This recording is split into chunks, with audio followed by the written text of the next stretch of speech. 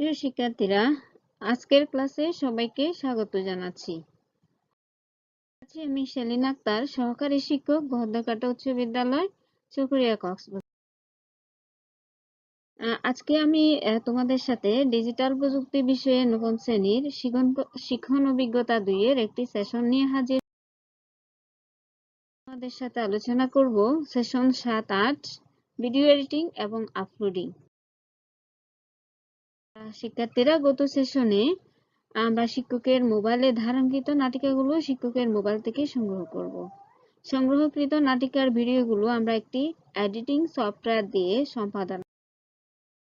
আমরা ভিডিও সম্পাদন বা এডিটিং এর জন্য অনেক ধরনের কম্পিউটার সফটওয়্যার বা মোবাইল অ্যাপস ব্যবহার করতে পারি, যেমন উইন্ডোজ মুভি মেকার,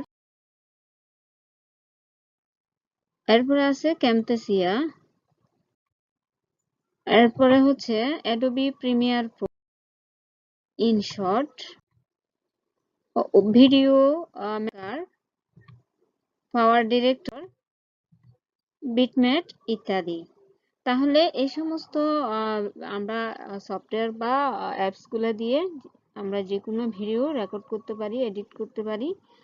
তো শিক্ষার্থীরা, আমরা যখন আমাদের ভিডিও এডিটিং এ যাব, তাহলে এর যে কোনো একটা ভিডিও এডিটিং সফটওয়্যার দিয়ে আমরা আমাদের যে ধারণকৃত নাটিকাটা আমরা এডিটিং করব, ঠিক আছে?